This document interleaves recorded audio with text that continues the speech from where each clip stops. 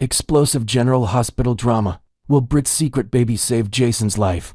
After Pascal's deadly betrayal, the tranquil facade of the Five Poppies Resort is about to shatter, in the most devastating way possible, as a deadly game of cat and mouse reaches its explosive climax. What began as Jason Morgan's desperate search for the woman he thought was dead has now spiraled into a life-or-death situation that could change everything we know about Port Charles' most iconic hitman.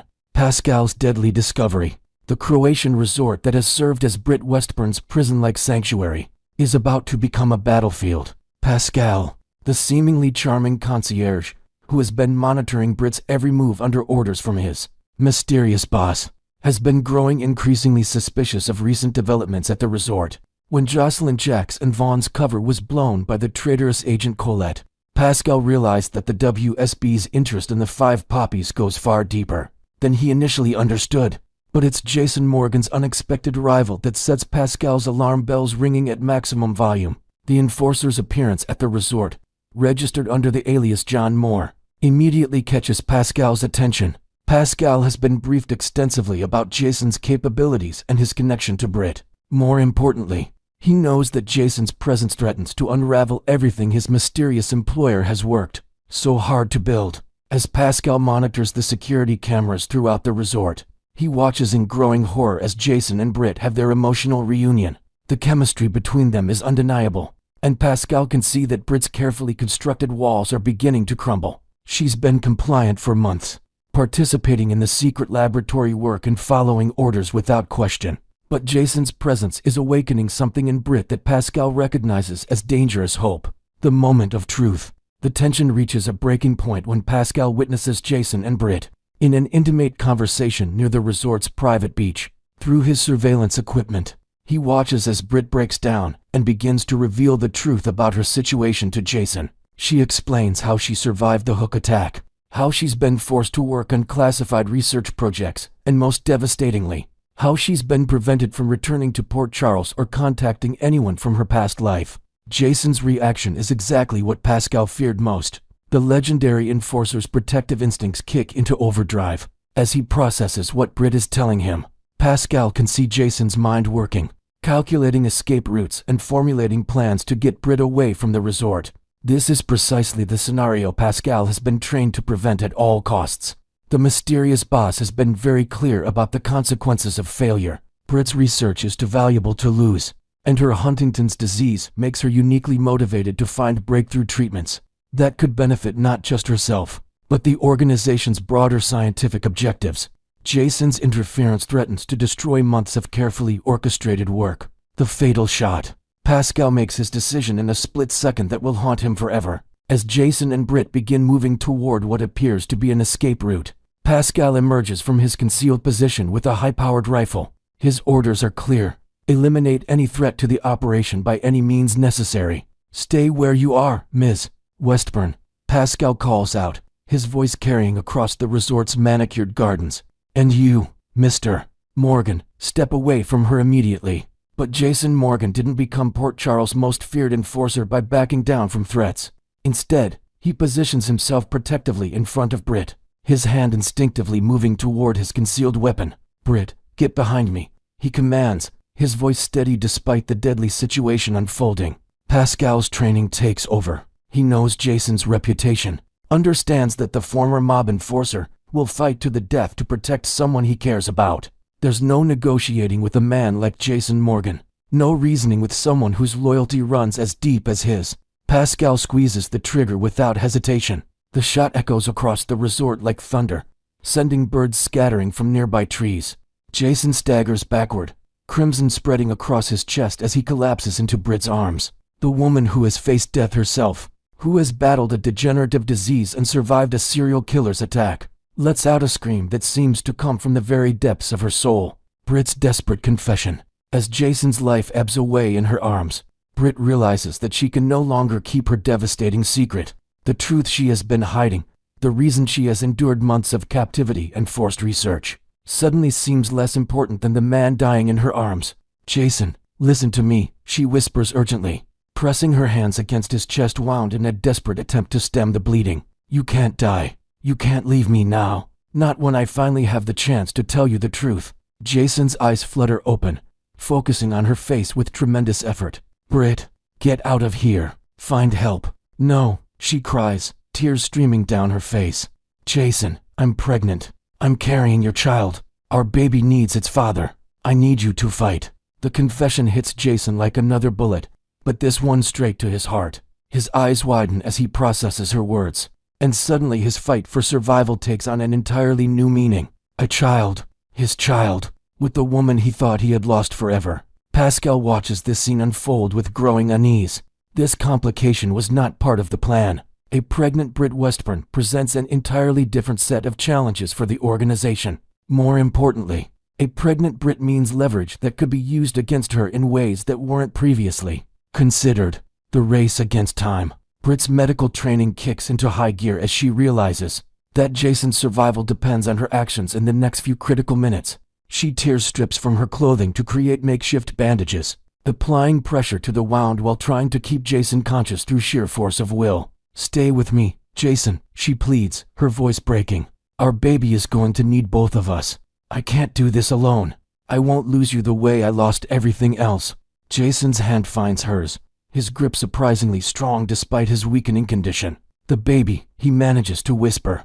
How long have you known? I found out just after I arrived here, Britt admits, her tears falling onto his chest. I was terrified to hope, terrified to believe that something good could come out of this nightmare. But Jason, this baby is proof that love can survive anything. We can survive anything. Pascal realizes that his simple elimination mission has become something far more complex. The mysterious boss never anticipated this particular complication, and Pascal knows that his own future now hangs in the balance. A dead Jason Morgan was the objective, but a dead Jason Morgan who leaves behind a pregnant Britt Westburn creates an entirely new set of problems, an impossible choice.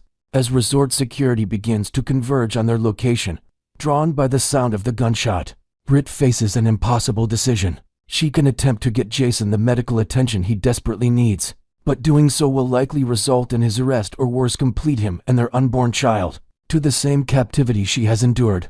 Alternatively, she can use her knowledge of the resort's hidden passages and emergency protocols to attempt an escape, but Jason's condition makes such a plan extremely dangerous. Every second she hesitates is another second of Jason's life slipping away. Britt, Jason whispers, his voice growing weaker. Whatever happens, protect our child. Promise me. Don't you dare talk like that, she fires back, her medical instincts warring with her emotional desperation. You're going to live. You're going to meet our baby. We're going to get out of here together. And we're going to have the life we never thought possible. Pascal approaches them cautiously, his weapon still trained on the pair. Ms. Westburn, step away from him. This doesn't have to get any more complicated than it already has become. But Britt's response surprises everyone, including herself. The woman who has been compliant for months, who has followed orders and conducted research under duress, suddenly reveals the fierce protective instincts that motherhood has awakened in her. If you want him, you'll have to go through me, she declares, positioning herself between Pascal and Jason. And if you harm either of us, you'll be destroying something that your boss probably wants more than anything else in the world: leverage over Sunny Corinthos and the entire Port Charles power structure. The ultimate cliffhanger. As resort security closes in and Pascal weighs his options, Britt makes one final, desperate gambit. She reveals that she has been secretly documenting everything about the organization's activities, creating an insurance policy that could bring down the entire operation if anything happens to her or Jason. You kill him, and everything gets released to the FBI, the WSB, and every major news outlet in the country, she threatens, her voice steadier than she feels. But if you help me save him, if you help us escape, maybe we can find a way to make this work for everyone. The standoff continues as Jason's condition deteriorates, and viewers are left wondering whether Britt's desperate gamble will pay off. Can her revelation about the pregnancy and her hidden evidence convince Pascal to change sides? Will Jason survive long enough to meet his child? And most importantly, will Britt finally find the strength to reclaim her freedom and protect the family she never dreamed she could have? The answers to these questions will determine not just the fate of Jason and Britt, but potentially the entire balance of power in Port Charles. In a world where loyalty is everything and betrayal can be deadly, one woman's love for her child might just be powerful enough to overcome even the most impossible odds. Next, We will dive deep into the explosive downfall that's brewing for Drew Cain, as his chaotic schemes finally catch up to him in Port Charles. Oh, the drama in Port Charles is reaching fever pitch, and it seems like Drew Cain's days of playing the untouchable villain are numbered. This once charming congressman has spiraled into a full-blown menace, terrorizing everyone from family members to old allies. But his latest stunt might just be the nail in his coffin. Picture this. Drew deliberately provoked Michael Corinthos into a heated confrontation, goading him until Michael lashed out with a punch. The goal: to use that incident as leverage to blackmail Sonny Corinthos, Michael's powerful father. But let's be real, did Drew honestly think Sonny, the infamous mob kingpin with a history of ruthless decisions, would simply cave in? Sonny's protective instincts run deep. He'd go to extreme lengths, even crossing dangerous lines, to shield his son from any fallout, adding a layer of intrigue. We've seen whispers in the shadows of Port Charles that Sonny has been quietly gathering intel on Drew's misdeeds, perhaps even consulting with underground contacts to map out a counterstrike. And honestly, the idea that Michael could face serious prison time for a single punch, even against a high-profile figure like a congressman, feels like a stretch. In this town have overlooked far worse in the name of self-defense or emotional duress. Drew's arrogance blinded him to the bigger picture, and now the walls are closing in from unexpected angles. What Drew never saw coming was the sharp-eared eavesdropper lurking in the background, Justine, better known as A.D.A. Turner, who caught every twisted syllable of his blackmail plot. Hiding just out of sight, she absorbed the venomous details, her jaw dropping at the sheer audacity of it all. As the assistant district attorney, Justine's hands are tied for the moment. The circumstances don't allow for an immediate prosecution without risking her case's integrity. But mark my words, Drew is now firmly on her watch list. Like a ticking time bomb she's monitoring closely. She's already pieced together patterns from his past indiscretions, terms of shady political dealings, and personal vendettas that could tie into larger corruption scandals. In a tense face-off, Justine pulled Sonny aside and issued a stern warning. Don't take vigilante justice into your own hands, because she's poised to strike legally when the opportunity arises. Imagine the added tension if Justine starts digging into Drew's congressional records, uncovering fabricated alibis or hidden financial ties that could amplify her case. This isn't just about one overheard conversation. It's the spark that could ignite a full investigation, pulling in witnesses from Drew's inner circle who might flip under pressure. Sonny, ever the strategist, nodded along. But we all know his patience has limits. Could this be the moment he tests Justine's resolve? Up until recently, Drew basked in the illusion of safety, thanks to his uneasy alliance with the enigmatic Sidwell, a shadowy figure with his own grudge against Sonny. Sidwell's influence has been a shield, providing Drew with resources and intel to fuel his vendettas. Drew is torching that bridge faster than a wildfire, as his priorities clash wildly with Sidwell's. While Sidwell is laser-focused on eliminating Sonny from the equation, perhaps through a calculated hit or a frame job that leaves no trace, Drew's obsession has veered off course. He's fixated on reclaiming Willow Tate and her children, dreaming of some twisted family reunion that ignores her outright rejection. We've heard through the grapevine that Willow has been confiding in close friends like Nina Reeves about her growing fear of Drew's advances, even considering protective measures like changing locks or enlisting bodyguards. Sidwell, pragmatic to a fault, sees no value in entangling his anti-Sonny crusade with Drew's messy personal drama. In fact, it complicates things, drawing unwanted attention from law enforcement and rival factions. Invent a scenario where Sidwell subtly leaks information about Drew's instability to mutual contacts, signaling that he's ready to cut ties. This betrayal could leave Drew isolated, vulnerable to attacks from all sides.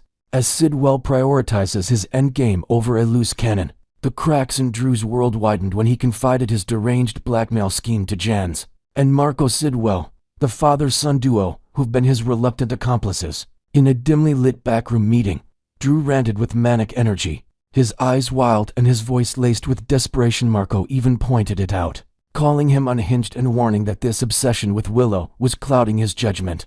They didn't mince words. Both expressed outright disapproval of the plan, seeing it as reckless and short-sighted. Jens, with his seasoned perspective, might have recalled past alliances gone sour, drawing parallels to other Port Charles power plays that ended in disaster. Marco, younger and more impulsive, could be plotting his own exit strategy, perhaps by anonymously tipping off authorities about Drew's whereabouts during key events. Their growing belief that Drew is no longer an asset spells doom. He's become a liability, dragging them into potential scandals that could dismantle their operations. Add in some invented tension. What if Marco discovers a hidden recording of Drew's outburst, using it as leverage to force him out? This internal rift weakens Drew's position dramatically, turning former supporters into potential enemies who might align with Sonny or Justine for self-preservation. With enemies multiplying like plot twists in a soap opera marathon, Drew's inevitable downfall feels closer than ever. Sonny's simmering rage could erupt into a direct confrontation. Sidwell's cold calculations might lead to a strategic elimination, and Justine's legal net is tightening with every misstep.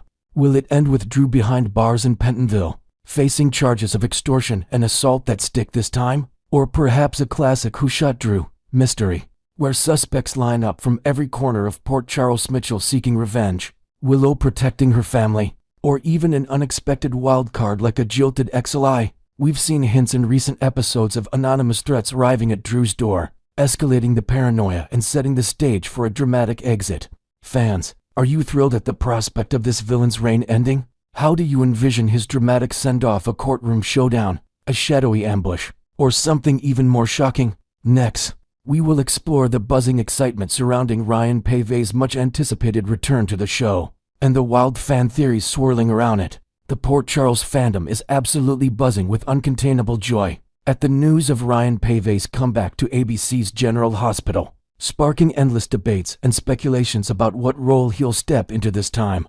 Could he reprise the heroic Nathan West, the detective who captured hearts with his integrity and charm? Or might he introduce an entirely fresh face to the canvas, bringing new dynamics to the ever-twisting storylines? Then there's the intriguing possibility of resurrecting another familiar figure from the show's rich history, perhaps tying into unresolved plots from years past. One particularly imaginative fan theory is gaining traction online, suggesting Paevey could embody a blast from the past character in a shocking twist that echoes General Hospital's love for dramatic resurrections. Enthusiasts are dissecting every teaser and interview, pointing to Paevey's charismatic screen presence as a perfect fit for high-stakes drama. Imagine if his return coincides with a major anniversary episode, where old footage of his previous arcs is interwoven, heightening the nostalgia factor. Social media is ablaze with polls and fan art, predicting everything from romantic reunions to villainous schemes. But the consensus is clear: whatever the role, Paevey's star power is set to electrify the screen once more, diving deeper into the beloved Nathan West.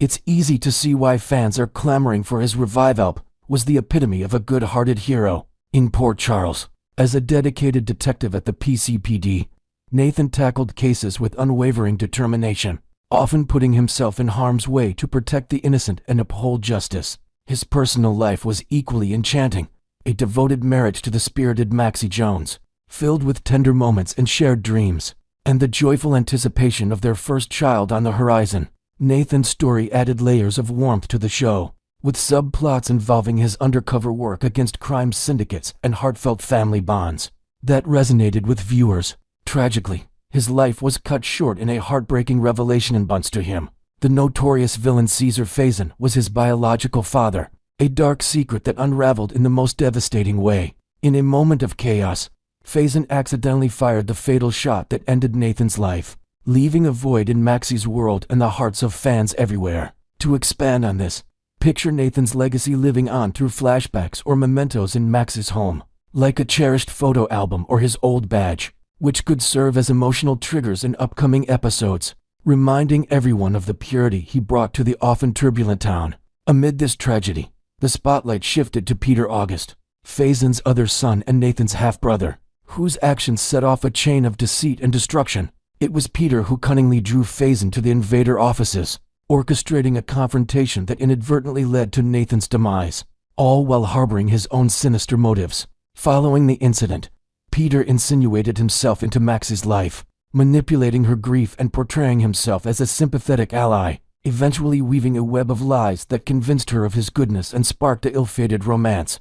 His obsession grew unchecked, blending charm with malice as he pursued her relentlessly. But truth has a way of surfacing in Port Charles, and when Peter's dark deeds, including blackmail, kidnappings, and ties to Faison's criminal empire, were exposed, it culminated in his dramatic death, inventing a fresh layer Perhaps Peter had stashed away secret journals detailing his twisted family history, which could resurface now, providing clues or red herrings for characters like Anna Devane to unravel. This backstory not only amplified the soap's themes of betrayal and redemption, but also set the stage for ongoing vendettas that ripple through the current cast. Now, enter the audacious fan theory that's captivating the General Hospital community. Ryan Paevey might return not as Nathan, but as a resurrected Peter August, pulling off an elaborate deception to reclaim his place in Max's life. The twist: Peter would don a hyper-realistic mask to impersonate Nathan, fooling everyone into thinking the beloved detective has miraculously returned from the dead,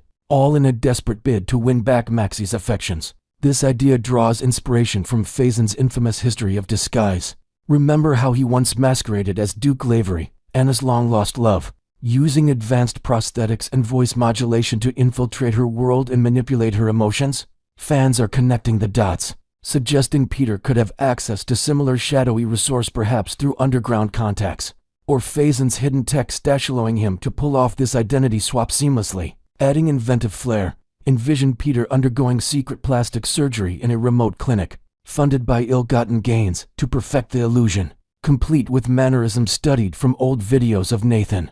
This plot device isn't new to soaps, but it could inject fresh chaos, forcing characters to question reality and trust in a town already rife with secrets. Skeptics point out that Peter's death seemed final, with Anna Devane at his bedside, witnessing his last breath in a poignant, tear-filled scene that closed his chapter definitively. How could he possibly cheat death again? Yet, General Hospital has a storied tradition of defying the grave, pulling off resurrections that keep audiences on the edge of their seats. Take Britt Westburn, for instance. Her own mother, Liesl Obrecht, cradled her as she seemingly passed away, only for Britt to re-emerge years later, alive and kicking, thanks to the show's penchant for plot twists involving cryogenic preservation or elaborate fake deaths. We've seen similar miracles with characters like Jason Morgan or Helena Casadini, where dead doesn't always mean gone for good, perhaps involving twin switches, experimental drugs, or international conspiracies. In Peter's case,